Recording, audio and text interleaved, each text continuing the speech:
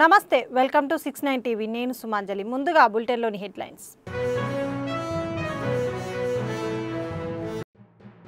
ఒంగోలులో స్వచ్ఛ నగరానికి 5000 మొక్కలు నాటాలి మంత్రి ఎమ్మెల్యేలు కలెక్టర్ నేతృత్వంలో ఘన కార్యక్రమం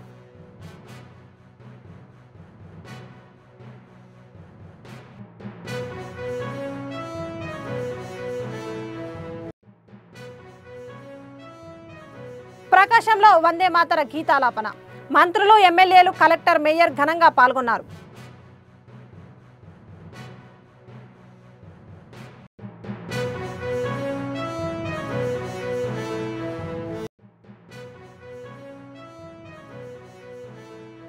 భక్త కనకదాస జయంతి సీఎం చిత్రపటానికి పూలమాల వేసి చంద్రబాబు నాయుడు నివాళి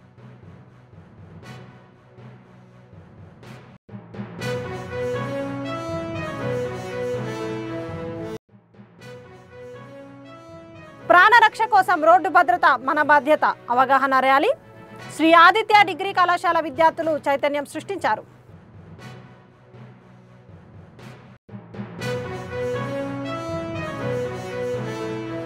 ఇక డీటెయిల్స్ లోకి వెళ్తే ప్రతిరోజు పెరుగుతున్న రోడ్డు ప్రమాదాలను నివారించాలనే లక్ష్యంతో శ్రీ ఆదిత్య డిగ్రీ కళాశాల యాజమాన్యం ఆధ్వర్యంలో రోడ్డు భద్రత మన బాధ్యత అనే అవగాహన ర్యాలీ ఘనంగా నిర్వహించబడింది ఈ కార్యక్రమంలో కళాశాల విద్యార్థులు ఎన్ఎస్ఎస్ వాలంటీర్లు అధ్యాపకులు పెద్ద సంఖ్యలో పాల్గొన్నారు ర్యాలీని కళాశాల principal G Chandrarao vice principal V Subhash గారు ప్రారంభించి మాట్లాడుతూ రోడ్డు భద్రత ప్రతి పౌరుడి బాధ్యత నియమాలు పాటిస్తేనే ప్రాణరక్షణ సాధ్యమవుతుంది యువతలో ట్రాఫిక్ అవగాహన పెంపొందితే సమాజం సురక్షితంగా ఉంటుంది అని పేర్కొన్నారు టూ టౌన్ సిఐ గారు విద్యార్థులను ఉద్దేశించి మాట్లాడుతూ ప్రతి సంవత్సరం వేలాది ప్రాణాలు నిర్లక్ష్యపు డ్రైవింగ్ వల్ల కోల్పోతున్నాయి సీట్ బెల్ట్ హెల్మెట్ వంటి చిన్న జాగ్రత్తలు పెద్ద ప్రమాదాలను నివారింపగలవు మద్యం సేవించి వాహనం నడపకూడదు రోడ్డు మీద మొబైల్ ఉపయోగించకూడదు అని సూచించారు ర్యాలీ సందర్భంగా విద్యార్థులు జాగ్రత్తగా డ్రైవ్ చేద్దాం సురక్షితంగా జీవిద్దాం వేగం కాదు భద్రత ముఖ్యం సీట్ బెల్ట్ కట్టుకో జీవితం కాపాడుకో హెల్మెట్ నీకు రక్షణ కవచం వంటి నినాదాలతో ప్రజల్లో చైతన్యం కలిగించారు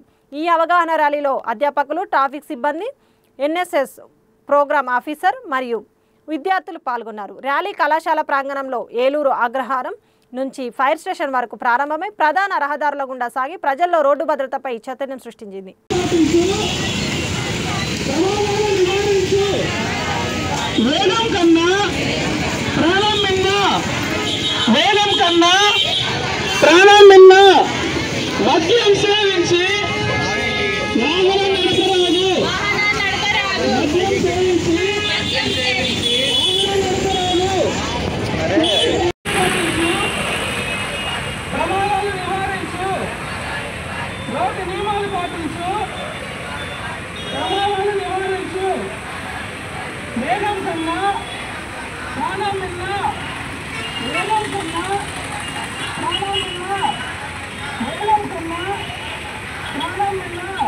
సంగారెడ్డిలో బీఆర్ఎస్ ఆత్మీయ సమావేశంలో ఎమ్మెల్యే గూడెం మహిపాల్ రెడ్డి సోదరుడు మధుసూదన్ రెడ్డి ప్రత్యక్షమయ్యారు పటాన్ చెరువు ఎమ్మెల్యే గూడెం మహిపాల్ రెడ్డి 2014, 2018, 2023 ఎన్నికల్లో వరుసగా గెలిచారు అసెంబ్లీ ఎన్నికల తర్వాత రాజకీయ పరిణామాలు మారాయి దాంతో ఆయన అధికార కాంగ్రెస్ పార్టీలోకి చేరారు అయితే మహిపాల్ రెడ్డి ఇప్పటి వరకు కాంగ్రెస్ బీఆర్ఎస్ సమదూరం పాటించారు తెరపైకి ఎమ్మెల్యేల పార్టీ ఫిరాయింపు కేసు వచ్చింది ఇటీవల కొల్లూరులో మంత్రులు పొంగులేటి శ్రీనివాసరెడ్డి దామోదర్ రాజనరసింహ పర్యటన జరిగినప్పుడు ఆయనకు ఆహ్వానం అందలేదు సరైన సమాచారం ఇవ్వలేదు అంటూ కాంగ్రెస్ మంత్రుల తీరుపై గూడెం మహిపాల్ రెడ్డి అసంతృప్తిగా ఉన్నారు कुछ बूढ़े लोगों को नहीं देखते वो लोग जाके रोड रोलर दे के खार बोल के उसके ऊपर डालना बोल के भी कोशिश कर रहे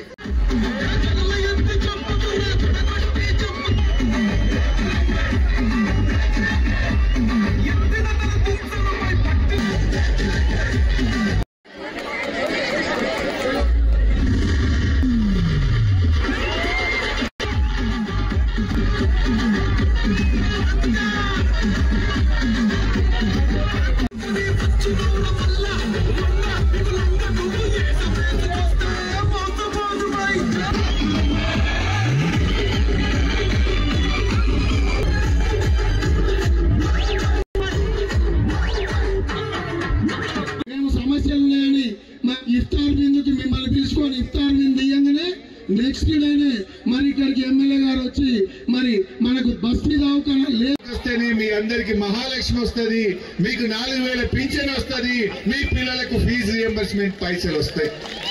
ఈ తోలు మందం సర్కార్ తోవకు రావాలంటే వాళ్ళకు మనం ఓటు వేయాలి. బీఆర్ఎస్ కు వేసిన ఓటు ఎప్పుడు చెడిపోలే. ఆనాడు తెలంగాణ ఉద్యమంలో ఉప ఎన్నికల్లో బీఆర్ఎస్ పార్టీకి ఓటేస్తే తెలంగాణ రాష్ట్రాన్ని సాధించిండు కేసీఆర్. ఎన్నికల్లో మీరు కారు గుర్తు ఓటేస్తే ఈ एहसान करना है. केसीआर साहब ने का वक्त आया. केसीआर साहब का एहसान चुकाने का आपका जिम्मेदारी है. ये कभी आप भूल चुकाने की जिम्मेदारी आपके पास है. आप लेट मत करो. అందరూ కూడా ఆలోచించాలి. మరి రాజకీయం పోకుండా మళ్ళా మన ప్రభుత్వం వచ్చినాక మేము ఇవన్నీ సమస్యల్ని తప్పకుండా మేము క్లియర్ చేస్తామని చెప్పి ప్రతి ఒక్కరిని ఎవరిని కదిలించినా కూడా ఈడున్న సమస్యలు చెప్తారన్న. ఇంత మంచిగా మనం బిల్డింగ్లు కట్టి కరెక్ట్ చిన్న కొడుకున్నాడు, ఆ కుటుంబాన్ని వదిలేసుకుంటామా? బీఆర్ఎస్ పార్టీ వారి గోపీనాథ్ గారి సతీమణి మాగంటి సునీతమ్మకు టికెట్ ఇస్తే ఈరోజు కాంగ్రెస్ వాళ్ళు ఎట్లా మాట్లాడుతుందో మీరు 2-3 నెలలు అయింది. ఆ బాధలో దుఃఖంలో సునీతమ్మ కన్నీళ్లు పెట్టుకుంటే ఆ కన్నీళ్లను కూడా రాజకీయం చేసే విధంగా మాట్లాడుతున్నారు. ఆయన ఉన్నాడు మంత్రి, కాంగ్రెస్ మంత్రి పొన్నం ప్రభాకర్. ఏందమ్మా నువ్వు ఏడుస్తున్నావు, కన్నీళ్లు పెట్టుకొని సెంటిమెంట్ రగులుస్తున్నావు అని మాట్లాడుతుండు. మరి మీ కాంగ్రెస్ వాళ్ళు చచ్చిపోతే మీ భార్యలు ఏడవరా? ఎవరైనా పోతే ఆ పిల్లల పెళ్లిళ్ళు చేయాలంటే ఆ తండ్రి లేని లోటు ఎవరైనా పూడ్చగలుగుతారా? కన్న తండ్రి ఉండి ఆడపిల్లల పెళ్లిళ్ళు చేస్తే ఎట్లుంటది? ఆ తండ్రి లేని పిల్లల్ని చూస్తుంటే ఆ తండ్రి లేని పిల్లల బాధ ఆ తల్లికి కాక ఇంకెవరికి ఉంటది అని నేను అంటా ఉన్నా.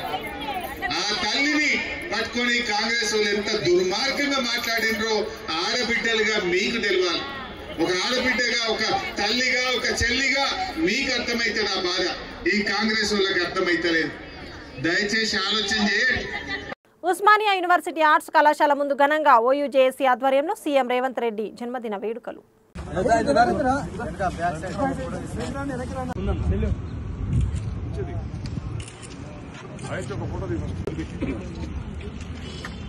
రేవంతన నాయకత్వం, రేవంతన నాయకత్వం, రేవంతన నాయకత్వం.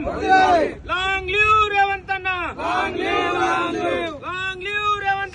Happy birthday Revanth Reddy sir, happy birthday CM Revanth Reddy గారు, హ్యాపీ బర్త్డే సీఎం రేవంతన. వర్ధిల్లాలి రేవంతన నాయకత్వం, వర్ధిల్లాలి రేవంతన నాయకత్వం. ఈ తెలంగాణ రాష్ట్రంలో మహిళలకు ఉచిత బస్సు ప్రయాణం ఇచ్చి ఆడపడుచులకు తోడుండి ఇందిరమ్మ ఇండ్లిచ్చి పేదవారికి అండగా ఉండి విద్యార్థులకు సన్న బియ్యం పెట్టి కాస్మోటిక్ ఛార్జీలు పెంచి నిరుద్యోగులకు ఉద్యోగాలిచ్చి వారికి తోడుండి ఈ తెలంగాణ రాష్ట్రంలో రైతులకు రుణమాఫీ చేసి వాళ్ళకి అండగా ఉండి మరి గత 22 నెలల పాలనలో అనేక సంక్షేమ పథకాలను ప్రతి గడపకు అందిస్తున్నటువంటి సంక్షేమ ఫలాల వారధి ఈ తెలంగాణ రాష్ట్రానికి ప్రజాపాలకుడు మన అందరి విభజన నాయకుడు శ్రీ గౌరవ ముఖ్యమంత్రి శ్రీ యనమల రేవంత్ రెడ్డి గారి 57వ జన్మదిన వేడుకలు ఉస్మానియా ఆర్ట్స్ కళాశాల ప్రాంగణంలో జరుపుకోవడం చాలా సంతోషం. ఈ తెలంగాణ రాష్ట్ర ముఖ్యమంత్రి రేవంత్ రెడ్డి గారికి తెలంగాణ రాష్ట్రంలోని దాదాపు 30 లక్షల మంది విద్యార్థుల ఆశీస్సులు.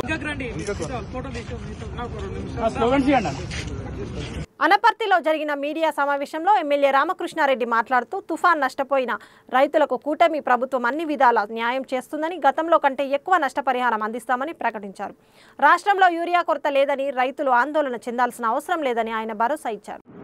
ఏదైతే మంతా తుఫాను వచ్చి రైతులకి తీవ్ర నష్టం కలిగించిన నేపథ్యంలో రైతులకి అన్ని విధాలుగా న్యాయం చేయాలనే ఉద్దేశంతోనే కూటమి ప్రభుత్వం ముందుకు వెళ్తూ ఉంది. తుఫాను సమయంలో ముందస్తు చర్యలు తీసుకొని ఏ విధంగా ప్రజలను కాపాడిందో అదేవిధంగా ఇవాళ నష్టపోయిన రైతాంగాన్ని ఆదుకోవాలనే దశగా చంద్రబాబు నాయుడు గారు ఇచ్చిన ఆదేశాల మేరకు ఎన్యూమరేషన్ కార్యక్రమం జరుగుతూ ఉంది. మరి కొంతమంది తెలిసి తెలియక వైఎస్ఆర్సీపీ నాయకులు ఒకరోజు 2 రోజులు ఎన్యూమరేషన్కి ఇస్తే ఏ విధంగా చేస్తారు అని ప్రశ్నించారు. వారికి విషయం తెలియదు అనుకుంటా. ఆ గడువు పొడిగించారు. ఎన్యూమరేషన్ జరుగుతూ ఉంది. ఇప్పటి వరకు తూర్పుగోదావరి జిల్లాలో 17,100 హెక్టార్లలో వరి మినుము 2 పంటలు దెబ్బతిన్నట్టుగా ప్రాథమికంగా ఒక అంచనా వేయడం జరిగింది. పూర్తి స్థాయిలో ఎన్యూమరేషన్ జరిగిన తర్వాత పూర్తి స్థాయిలో ఎంత విస్తీర్ణం మేరకు పంటలు దెబ్బతిన్నాయి అనేది స్పష్టంగా చెప్పడం జరుగుతుంది. అంతకన్నా ముందుగా ఇవాళ ప్రభుత్వం ఒక కీలకమైన నిర్ణయం తీసుకుంది. ఏదైతే పరిహారం ఇచ్చే దానిలో గతంలో వరికి హెక్టార్కి 17,000 రూపాయలు ఇస్తే ఇవాళ దాన్ని పెంచి 25,000కు చేయడం జరిగింది. అదేవిధంగా మినుముకి 10,000 రూపాయలు ఇచ్చేది 15,000 రూపాయలు ఇవ్వడం జరుగుతుంది. అదేవిధంగా మిగిలిన పంటలన్నిటికీ కూడా పరిహారం ఇచ్చే మొత్తాన్ని పెంచడం జరిగింది. తద్వారా రైతాంగానికి మేలు జరగాలనే లక్ష్యంతో ముందుకు వెళుతూ ఉంది. ఈ విషయాలు తెలియని వైఎస్ఆర్సీపీ నాయకులు పైనుంచి వచ్చిన స్క్రిప్ట్లు, ఎక్కడి నుంచో తీసుకున్న స్క్రిప్ట్లు ఆధారంగా మాట్లాడి చులకనవడం తప్పించి ఇందులో లేదు. తప్పనిసరిగా కూటమి ప్రభుత్వం అన్ని విధాలుగా రైతులను ఆదుకోవడానికి ముందుకు వెళ్ళడం జరుగుతూ ఉంది. ఎన్యూమరేషన్ హడావిడిగా చేయడం వల్ల రైతులకు నష్టం జరుగుతుంది తప్పించి పూర్తి స్థాయిలో న్యాయం జరగదు. కాబట్టి పూర్తి స్థాయిలో ఎన్యూమరేషన్ చేయడం కోసం మొదటగా నిర్దేశించిన 2 రోజుల వ్యవధిని ఇప్పుడు పెంచడం జరిగింది. అన్ని విధాలా రైతులను ఆదుకుంటామని ఒక పక్క స్పష్టం చేస్తూ, రేపు ఏదైతే రబీ సీజన్కి సంబంధించి యూరియా గురించి రైతుల్లో కొంత ఆందోళన నెలకొని ఉంది. మొన్నటి పంటలో యూరియా కొరత కొంత ఏర్పడడం వల్ల రబీకి సంబంధించి కూడా యూరియా కొరత రాబోతూ ఉందేమో, అందువల్ల ముందుగానే దాన్ని జాగ్రత్త పడదామని ఇంకా కోతలు జరుగుతున్న సమయంలోనే రైతులు పిఎస్సిఎస్ల దగ్గరికి కానీ వచ్చి యూరియా గురించి వారు అడగడం జరుగుతూ ఉంది. రైతాంగానికి ముఖ్యంగా తెలియజేసుకునేది ఏంటంటే రబీకి సంబంధించి ఎటువంటి యూరియా కొరత లేదు, ఎరువుల కొరత లేదు. అన్ని విధాలుగా రైతాంగానికి కావలసిన యూరియా కానీ ఎరువులు కానీ అందివ్వడం జరుగుతూ ఉంది. దీంట్లో ఎటువంటి ఆందోళన చెందాల్సిన అవసరం లేదు. ముఖ్యంగా వైఎస్ఆర్సీపీ నాయకులు కూడా మొన్నటిసారి లేని యూరియా కొరతను సృష్టించి రైతుల్లో తీవ్రమైన ఆందోళన కలగజేశారు. దానివల్ల రైతుల్లో ఆందోళన పెరగడం వల్ల 1కి 2 పర్యాయాలు పిఎస్సిఎస్ల చుట్టూ తొరగడం ఇదంతా జరిగింది. ఉన్న కొరతను అధిగమించడం కోసం ఆ రోజు ముఖ్యమంత్రి గారు ప్రధానమంత్రి గారితో మాట్లాడితే అదనంగా 50,000 టన్నులు ఇవ్వడం జరిగింది. దానివల్ల ఇవాళ రాష్ట్రంలో యూరియా సమృద్ధిగా ఉంది. రైతాంగం ఎటువంటి ఇబ్బంది పడాల్సిన పని లేదు, ఆందోళన చెందాల్సిన పని లేదు. ఇంకా యూరియా అవసరం అనేది దాదాపుగా 1.5 నెలల తర్వాత 2 నెలల సమయంలోగా మాత్రమే కావాల్సి వస్తుంది. అందువల్ల ఈ దశలో రైతులు ఏ విధమైన ఆందోళన చెందవద్దని, తప్పనిసరిగా మీకు కావలసిన ఎరువులు సక్రమంగా సకాలంలో అందజేయడం జరుగుతుందనేది ఈ సందర్భంగా తెలియజేస్తా ఉన్నా. యూరియా కొరత అనేది ఇది ప్రతిపక్షాలు సృష్టి తప్పించి వాస్తవంగా రేపు రబీ సీజన్కి ఎటువంటి యూరియా కొరత ఉండదు అని కూడా ఈ సందర్భంగా తెలియజేసుకుంటూ, ముఖ్యంగా ప్రజానీకానికి రైతాంగానికి తెలియజేసేది యూరియా గురించి ఆందోళన చెందొద్దని కూడా ఈ సందర్భంగా తెలియజేస్తా ఉన్నా. మంత్రి రాంప్రసాద్ రెడ్డి విసిరిన అభివృద్ధి సవాల్ను వైఎస్ఆర్సీపీ రాష్ట్ర ప్రధాన కార్యదర్శి శ్రీకాంత్ రెడ్డి స్వీకరించారు. ఎంతమంది అధికారులతో వచ్చినా తాను ఒక్కడిగా తగిన ఆధారాలతో ఎదుర్కొంటానని ఆయన తెలిపారు. గత ప్రభుత్వంలో చేపట్టిన అభివృద్ధి పనులను చూపిస్తానని పేర్కొన్నారు. రాయచోటిలోని బండ్లపేంట ప్రాంతంలో 29, 30, 31వ వార్డుల ప్రజలతో రచ్చబండ నిర్వహించి అభివృద్ధి అంశాలపై ఆయన స్పందించారు. ప్రతి గ్రామానికి వెళ్ళి మా పార్టీ రచ్చబండ కార్యక్రమం ఆత్మీయ సమావేశం ఏర్పాటు చేసుకొని పార్టీని ఎట్లా స్ట్రెంథెన్ చేసుకోవాలన్న దానిపైన మేము సమావేశంలో మాట్లాడుకొని ఈ 1,00,000 సంతకాల సేకరణలో భాగంగా ఎలా భాగస్వాములు కావాలన్నటువంటి దానిపైన కూడా ప్రతి మీటింగ్లో చర్చించుకోవడం జరిగింది. దాదాపుగా 5 మండలాలు 70 గ్రామాలు పూర్తయినాయి. మున్సిపాలిటీలో గతంలో 3వ వార్డు 4వ వార్డు కంప్లీట్ చేసుకున్నాం. ఈరోజు 28, 29, 30 3 వార్డులకు సంబంధించి ఆత్మీయులతో మా పార్టీ నాయకులతో సమావేశం ఏర్పాటు చేసుకున్నాం. ఈ సమావేశంలో అన్నీ కూడా మేము గతంలో ప్రభుత్వం ఎలా మంచి చేసింది, ప్రజలకు ఎలా దగ్గర కావాలా అన్న విషయాలు కూడా మాట్లాడుకోవడం జరిగింది. వీటన్నిటితో పాటు రీసెంట్గా కొంతమంది ఇష్టానుసారం ఆరోపణలు చేస్తూ వస్తున్నారు. ద్వేషాలు సృష్టించే విధంగా మాట్లాడుతున్నారు, ఉద్వేగాలు సృష్టించేలాగా ప్రవర్తిస్తున్నారు. నేను ఒకటే చెప్పాను, నేను ఈ ప్రాంత రేపటి జనరేషన్ కోసం పనిచేసే వాడిని. ప్రతి మనిషి, ప్రతి ప్రాంతం అభివృద్ధి ఎలా చెందాలి అనేటువంటి దానిపైన దృష్టి పెట్టినవాడు. రాష్ట్ర వ్యాప్తంగా పార్టీ ఓటమి చెందినప్పుడు, రాయచోట్లో స్వల్ప మెజార్టీతో నేను ఓడిపోయినటువంటి 15 నిమిషాల్లో బయటకు వచ్చి నేను ఎటువంటి సందేశాన్ని ఇచ్చానో మీ దగ్గర రికార్డింగ్ కూడా ఉంటుంది. ఓడిపోయినటువంటి 15 నిమిషాలలోనే నేను ఏ రకమైనటువంటి భాష మాట్లాడాను, ఏ రకమైనటువంటి శ్రేయస్సు కోరుకున్నాను అన్నటువంటి మాటలు ప్రస్తుతాన్ని అడ్రస్ చేసిపోయినా అదే తీరును కొనసాగించుకుంటున్నా. ఒకటే, అభివృద్ధి అనేటువంటిది చేయాలనుకున్నప్పుడు, అభివృద్ధి అనేటువంటిది చూపించాలనుకున్నప్పుడు దమ్ములు ఛాలెంజ్లు ఎందుకు? అధికారంలో మీరే ఉన్నారు కదా, ఎక్కడ మీరు సమావేశం ఏర్పాటు చేస్తారో చేయండి. మీ పక్షాన కలెక్టర్లను అందరినీ గుర్చిపెట్టుకోండి, అధికారులను గుర్చిపెట్టుకోండి. నేను ఒక్కనే వస్తాను. ఏం చేశాను నేను 5 సంవత్సరాలు అనేది నేను చెప్పగలుగుతాను. 18 నెలల్లో ఏం జరిగిందని మీరు చెప్పండి. అలాగే కొన్ని విషయాలు మాట్లాడుతూ ఇళ్లలో పనుకున్న కొన్ని కార్యక్రమాలు జరిగిపోతాయని అలా ఎప్పుడూ ఉండదు. గౌరవనీయులు ప్రాంతం నుంచి దేవుడు ఇచ్చినటువంటి మంచి అవకాశం మీకు. మొట్టమొదటిగా పెద్ద పదవి పొందినారు. నేను ఏ రోజు కూడా పేరు కూడా ఉచ్చరించలేదు, కానీ చెప్తున్నా ఈరోజు పెద్ద మాటలు మాట్లాడుతున్నారు. కాబట్టి ఏ రకంగా ఈ ప్రాంతాన్ని డెవలప్ చేయాలన్నటువంటి తపన మనకు ఉండాలి. ఒక ఆర్డీఓ ఆఫీస్ ఈ ప్రాంతానికి వచ్చింది అని అంటే దాని వెనకలు ఎంత కృషి చేశాము. ఒక ట్రాఫిక్ పోలీస్ ఇక్కడికి వచ్చింది అంటే ఏ రకమైనటువంటి పత్రాలు ఇక్కడి నుంచి కింది నుంచి మూవ్ అవ్వాలి, ఏ రకంగా అప్రూవల్స్ తెచ్చుకోవాలి. ఒక డిఎస్పీ కార్యాలయం ఇక్కడికి వచ్చింది, ఏ రకంగా కృషి చేస్తాం అనేది మాకు తెలుసు. తర్వాత జిల్లా కేంద్రం ఏర్పడింది, దాన్ని కూడా జిల్లా కేంద్రం సెంటర్లో ఉంది ఏర్పడింది అని అంటున్నారు. ఈరోజు ఒకటే చెప్తున్నాను, ఇవన్నీ కాదు. ఈ ప్రాంత ప్రజల మనోభావాలను గౌరవించుకోవాలి. ఈ ప్రాంత ప్రజల అభివృద్ధి కోరుకునేటువంటి తత్వంలో మీరు వ్యవహరించండి. బాధ్యతతో మేలు చేసే కార్యక్రమాలు ఒక విజన్తో ప్లాన్ చేసుకోండి. అలాగే ఈ రాయచోటి ప్రాంతాన్ని అవమానించే విధంగా నిండు శాసనసభలో ఒక బయట శాసనసభ్యుడు మాట్లాడాడు. నేనైతే వ్యక్తిగతంగా చాలా బాధపడ్డాను. ఒక ప్రాంత ప్రతినిధిగా మనం ఉన్నప్పుడు, మనం పెద్ద హుదాలో ఉన్నప్పుడు ఆదోనికి సంబంధించినటువంటి శాసనసభ్యుడు ఒక ప్రాంతాన్ని కించపరిచి మాట్లాడినప్పుడు ఆ రోజు చేయాల్సింది ఛాలెంజ్. అలాగే ఈరోజు మీ అధ్యక్షన జరిగే క్యాబినెట్లో జిల్లాని విభజన చేస్తున్నారన్నటువంటి మాటలు వినపడుతున్నాయి. దాన్ని ఎలా ఆపగలుగుతారు అటువంటిది ప్రయత్నం చేయాలి. దానిపైన ఏంటి మీ వ్యూహము అన్నటువంటిది దానిపైన ఆలోచన చేసుకోవాలి. కానీ తొడలు కొడతాం, మీసాలు చెప్తామంటే ఎవడు ఇక్కడ బెదిరేవాడు లేడు, భయపడేవాడు లేడు. మా వంతు కార్యక్రమంగా ప్రజలు బాగుండాలి, శాశ్వతమైనటువంటి అభివృద్ధి జరగాలి, మన దగ్గర నడిచేటువంటి వాళ్ళు ఒక జీవితాలు కూడా బాగుండాలి అన్నటువంటి ఆలోచన విధానంలో మేము ఉన్నాం. సో అలాగని ఏదంటే అది చేస్తామంటే ఎవరు చూస్తూ ఊరుకోరు. ఎవరు ఇది వాళ్ళకు ఉంటుంది. విద్వేషాలు రెచ్చగొట్టే విధంగా ప్రవర్తించేదానికన్నా మన యొక్క బాధ్యతగా ఏం చేయాలి, ఎలా ఉపయోగపడేటువంటి సందేశాలు మనం తీసుకునేది ఆలోచన చేస్తే బాగుంటుందంటే. ఎన్నిక ప్రచారం దోషలు వేసిన మంత్రి జూపల్లి హైదరాబాద్.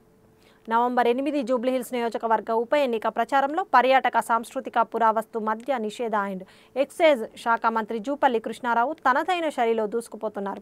ఎర్రగడ్డ డివిజన్లోని సుల్తాన్ నగర్లో నవీన్ యాదవ్ను గెలిపించాలని ఇంటింటికి తిరుగుతూ ప్రచారం నిర్వహించారు. ముఖ్యమంత్రి రేవంత్ రెడ్డి నాయకత్వంలో ప్రభుత్వం అమలు చేస్తున్న 6 గ్యారంటీ పథకాల ఫలితంగా ప్రజల జీవన ప్రమాణాలు మెరుగుపడుతున్నాయని తెలిపారు. తెలంగాణ అభివృద్ధి సంక్షేమానికి కాంగ్రెస్ ప్రభుత్వం కట్టుబడి ఉందని పేర్కొన్నారు.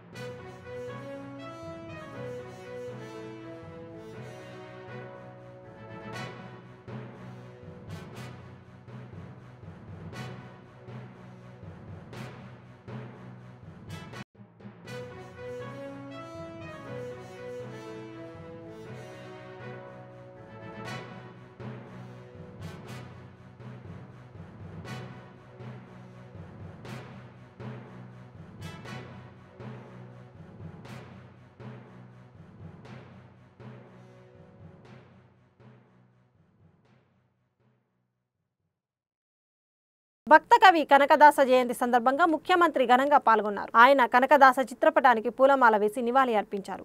సాంస్కృతిక వారసత్వం, భక్తి చేత నిండిన కవిత్వంపై జాతీయ గుర్తింపు తెలిపే కార్యక్రమం చంద్రబాబు నాయుడు నివాళి. భక్త కవి కనకదాస జయంతి సందర్భంగా ముఖ్యమంత్రి ఘనంగా పాల్గొన్నారు. ఆయన కనకదాస చిత్రపటానికి పూలమాల వేసి నివాళులు అర్పించారు.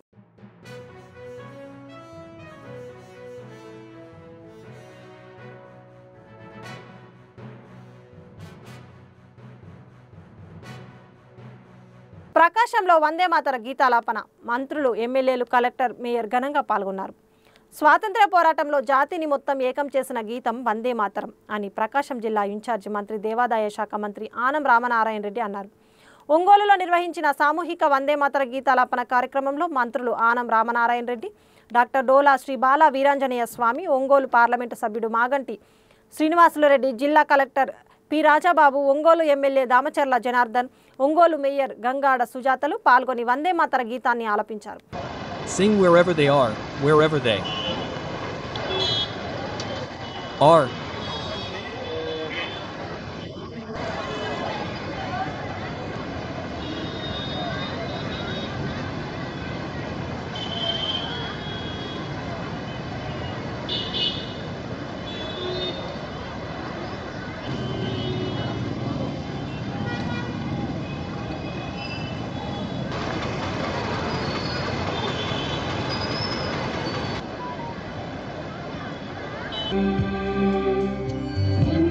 Van Mataram.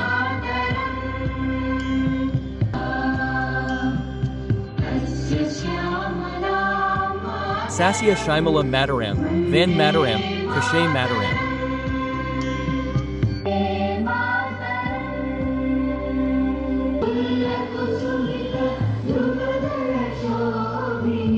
Polakusumita, Yuga Madara Shaban, Suhasini, Sumadura. స్వచ్ఛ ఒంగోలు కార్యక్రమంలో భాగంగా ఒంగోలు నగరంలో 5,000 మొక్కలు నాటారు. ఒంగోలు నగరపాలక సంస్థ ఆధ్వర్యంలో చేపట్టిన ఈ మొక్కలు నాటే కార్యక్రమాన్ని అంజయ్య రోడ్డులో ఆనం రామనారాయణ రెడ్డి, డాక్టర్ డోలా శ్రీ బాల వీరాంజనేయ స్వామి, ఒంగోలు పార్లమెంటు సభ్యుడు మాగుంట శ్రీనివాసులరెడ్డి, ఒంగోలు ఎమ్మెల్యే దామచర్ల జనార్దన్ రెడ్డి, జిల్లా collector P Rajababu, Ongole mayor Gangada Sujatha, పలువురు ప్రజాప్రతినిధులు మొక్కలు నాటి ప్రారంభించారు. అనంతరం ముంగమూరు రోడ్డులో నగర ప్రజలకు పండ్ల మొక్కలను పంపిణీ చేశారు. ఈ సందర్భంగా ఏర్పాటు చేసిన కార్యక్రమంలో ఒంగోలు ఎమ్మెల్యే దామచర్ల జనార్దన్ మాట్లాడుతూ, ఒంగోలులో పచ్చదనాన్ని పెంపొందించే లక్ష్యంతో ఒక్క రోజులో 5,000 మొక్కలు నాటే కార్యక్రమాన్ని చేపట్టడం జరిగిందన్నారు.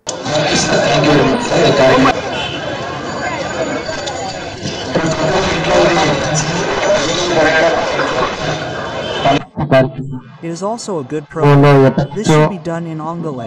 Ongole should come as a greenery green Ongole because there are many problems with plants. So let's we postponed it due to our rain.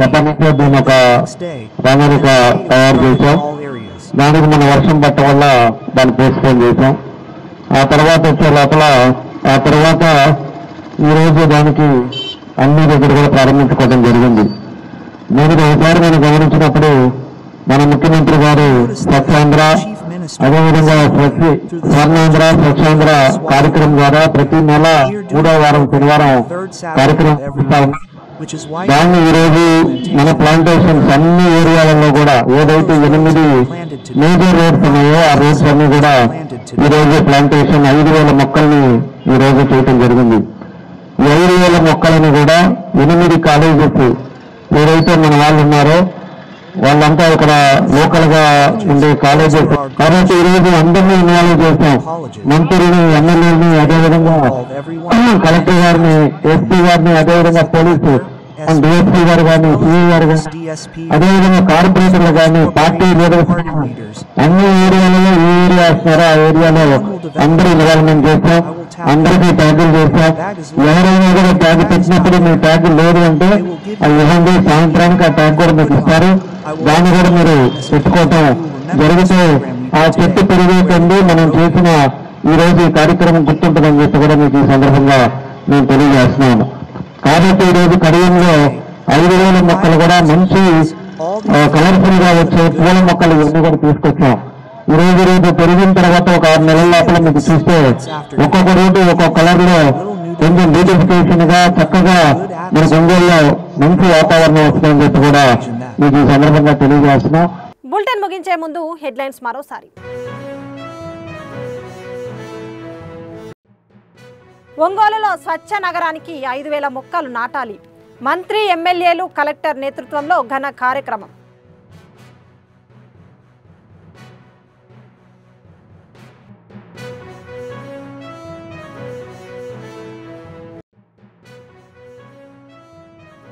ప్రకాశంలో వందే మాతర గీతాలాపన. మంత్రులు, ఎమ్మెల్యేలు, కలెక్టర్, మేయర్ ఘనంగా పాల్గొన్నారు.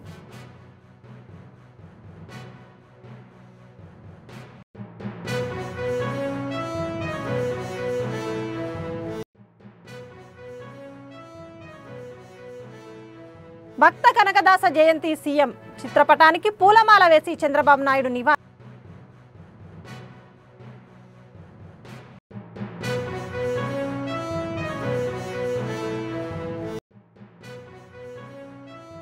ప్రాణరక్ష కోసం రోడ్డు భద్రత మన బాధ్యత అవగాహన ర్యాలీ. శ్రీ ఆదిత్య డిగ్రీ కళాశాల విద్యార్థులు చైతన్యం సృష్టించారు.